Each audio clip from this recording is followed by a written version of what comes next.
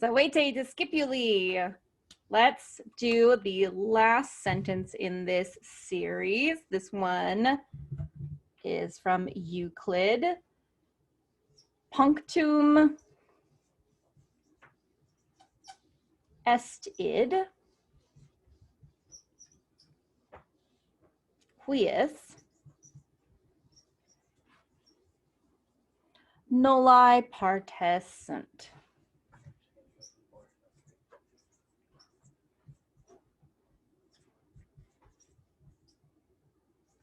This isn't a long sentence, although I wrote it really big here because that's just how I do. But it does kind of necessitate, sectioning up into clauses here. And one of the things that we look for when we are trying to determine whether or not we have a sentence that needs to be broken up into clauses in order to translate a little bit more easily, we look for relative pronouns. We have one right here, cuius. Pop right there. You go from the relative pronoun to the next verb, or not the next verb, but to a verb or to the end of the sentence, which is right here. All right, let's go ahead and pop in the parts of speech. Punctum here is a noun. Est is a verb. Id is a pronoun. Cuius, this is a relative pronoun. It is not an interrogative. This is a sentence, not a question. There's no question mark at the end. This is going to be a relative, not an interrogative adjective. Nullae here, nullae is an adjective. Partes is a noun, and sunt is a verb. Let's take punctum est id onto a separate piece of paper to parse and translate it. Excuse me. Punctum est id. I'll transpose that parsing. Again, punctum, noun. Est, verb. Id, pronoun. We have a noun, a verb, and a pronoun. So the pronoun here is a third person personal pronoun from esse, id. It is a neuter, singular nominative, or a neuter singular accusative. So we're going to need to, what do we know about personal pronouns is that pronouns are stand in place of a noun. So we are looking for something that is neuter and either in the accusative or in the nominative. We have a forma sum esse here, and this is our main clause. So I'm going to say that we're looking for something in the nominative. So let's look at punctum. Punctum is a second declension noun. Punctum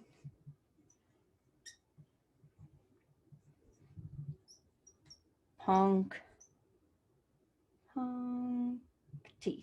Sorry. This is a second declension.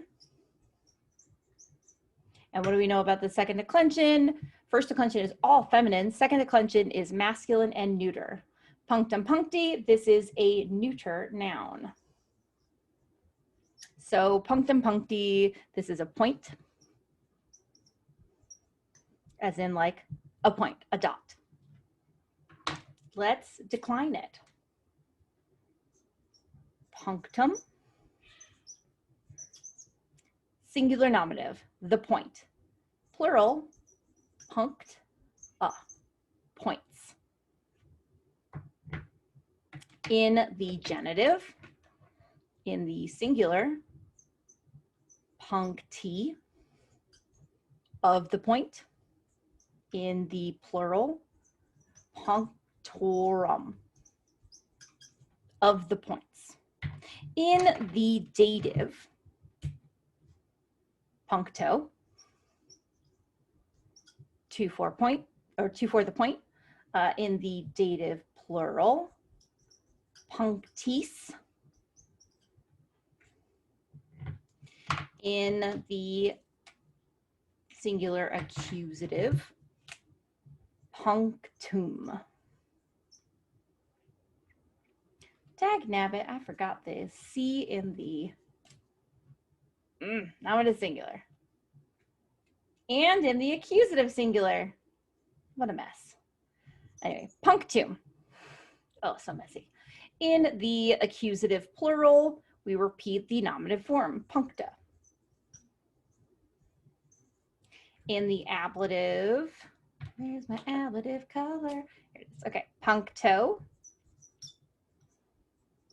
In the ablative plural, punctis. Make sure I have a C in all of them. It's too easy just to kind of drop the C. Okay, so the form that we have in the sentence is punctum, and that is either the accusative singular or the nominative singular. Well, we need to have a subject for that verb right there, so I'm going to go ahead and say that is the nominative singular form. Where's my green pen? There it is. Punctum. So the point, or a point.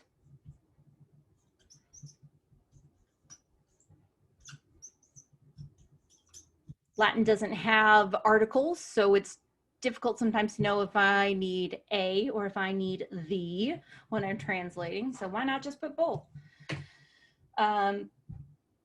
Now, because we decided this was going to be similar, this was going to be related. This is a neuter nominative singular, blammo. It. The point. And this right here, this is a form of sum esse. We've had many, many times before. It is third person present active form, singular. It is. And what is this construction here called? We've had it like, I'm pretty sure like every single sentence so far in this series. It's called a predicate nominative. Predicate nominative. It's where two things in the nominative are brought together by a form of sum esse. X thing in the nominative equals Y thing in the nominative, not X thing in the nominative is like this thing in the nominative, not it's similar to it, yada yada. No, X is Y. A point is it. Okay, great. So that's the main clause. A point is it. Okay, is what? That's what we need the next part. The relative clause for cuius nullae partes sunt. So let's write it down. Cuius nullae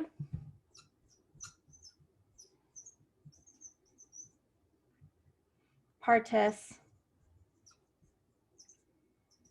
sunt. All right.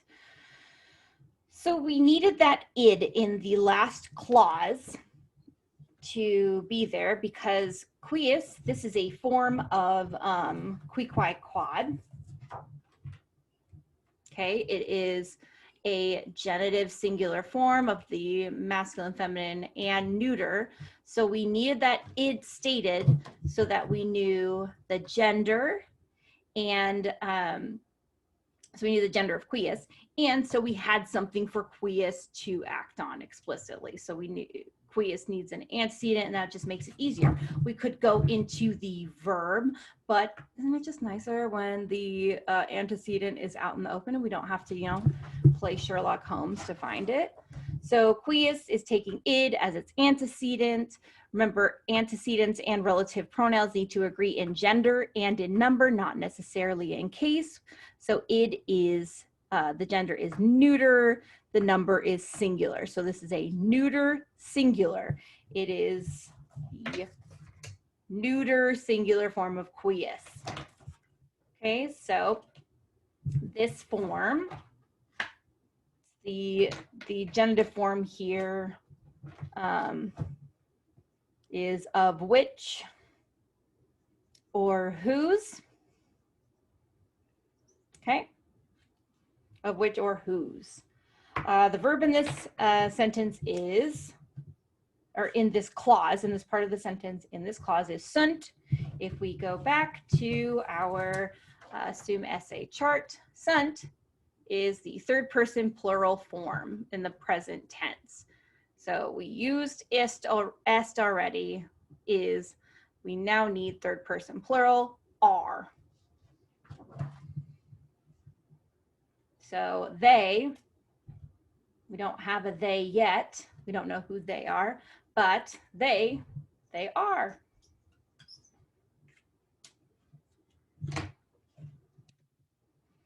So nullae partes. Oh, we need to put these on there. V. This is an adjective. This is a noun. This is a relative pronoun. Okay, we'll go to partes next. The next noun, or the next word we'll go to is a noun. Partes. Partes is a third declension from, there it is, pars, partis, partis. This is a third declension, and it is a noun, and it is a feminine. All right, so it means part, as in, you know, like part of a whole. When you have a partitive genitive, that's where that word comes from. Partitive, pars, part. So pars is the nominative singular form. Part. Partes is the nominative plural form. Parts. The genitive singular form is partis, of part, or of the part. Partum, of parts, of part, of parts. The dative form is the dative singular form. Parti, to for the part. Partibus, to for the parts. The singular accusative form is partem, the part as the direct object, partes in the plural, partes as the parts in the direct object, and parte in, that's not the right color. Go on now, get too dark. That's not my ablative color. My ablative color is pink. There it is, parte. By with the part, partibus. By with the parts.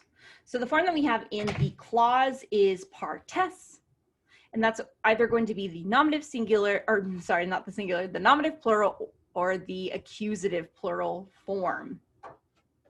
Well, we need a subject here for sunt. Sunt is a plural, and we need something in the nominative in plural to act as the subject. And the other thing we have is partes. So it's going to be nominative. So the parts.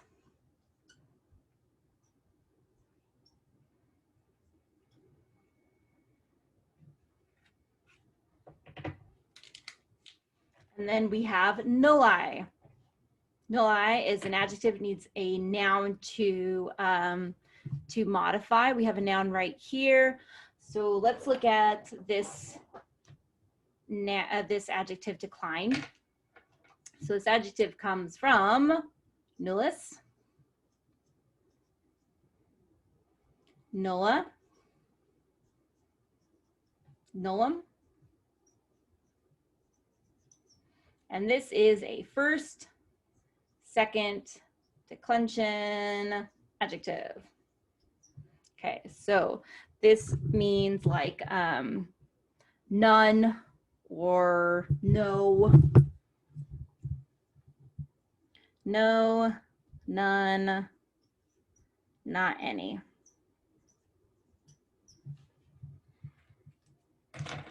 So we're going to have singular on this side, plural on this side, 3 columns, masculine, feminine, neuter, masculine, feminine, neuter.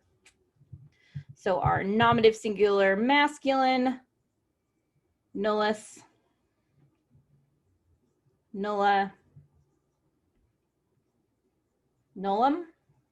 I don't really have enough room over here because I wrote too big. I'm just going to put the endings. So you have nullae, nullae, and nulla. In the genitive, nullae, nullae, nullae, nullorum, nullarum, nullorum.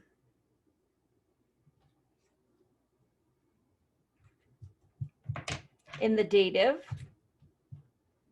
nullo, nulli, nullo. And then in the plural, it's going to be nullis in masculine, feminine, and neuter plural. In the accusative,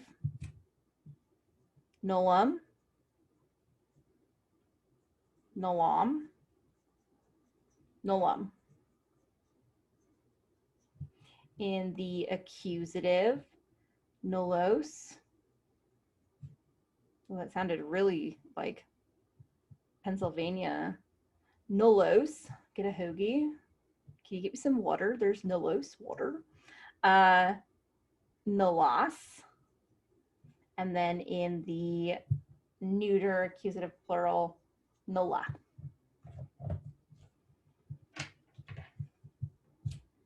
In the ablative, dang, now I grabbed the wrong color again.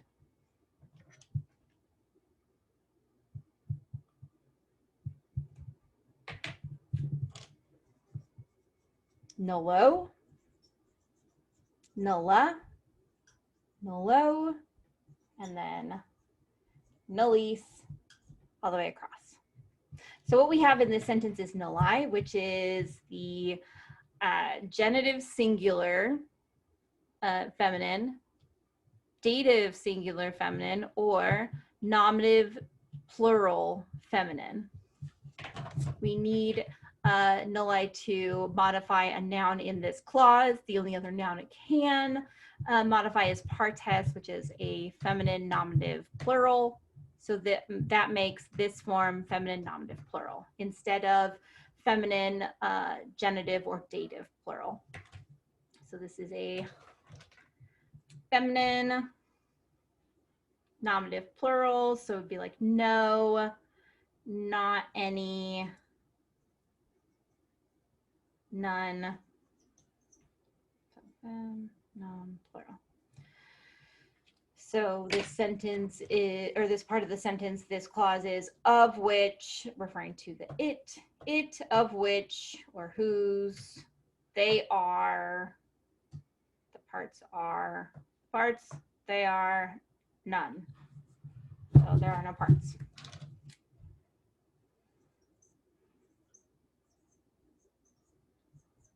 Of which the parts, they are none. It's kind of like Italian. The parts, they are none. But in like a coherent English, it would be of which there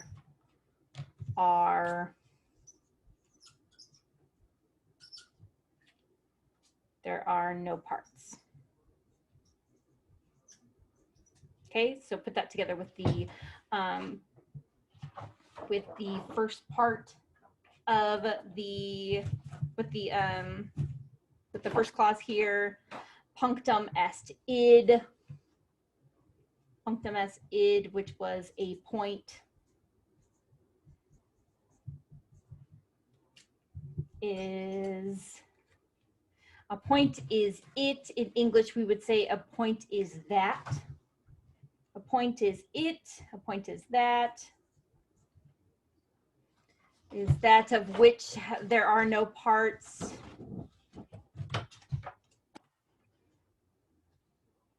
Point is that of which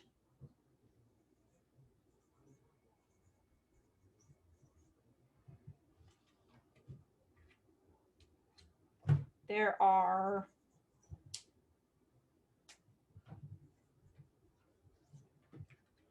no parts. So this came from Euclid, and it's not anything like real profound or like anything, I don't know, kind of like tricky to figure out. It's literally just talking about a point, a dot.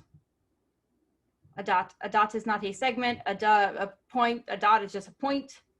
There are no other parts to it. If you had 2 points, you could make a segment, a line. If it went forever, it'd be, I think that's right. I don't know. I'm a classicist, not a mathematician, but I believe a line goes forever and a segment is connected by 2 points. But yeah, a dot, a point is just a point. There are no other parts to it. Like I said, this is from Euclid, and I believe Euclid was a mathematician. Don't quote me. Anyway, that concludes this series of sentence translations. How'd you do? Did you do a good job? Did you do well? Did you have a hard time? I hope not. I hope I made this easier. I hope I was thorough enough. We'll start back on something really exciting soon. Well, late take, Discipuli.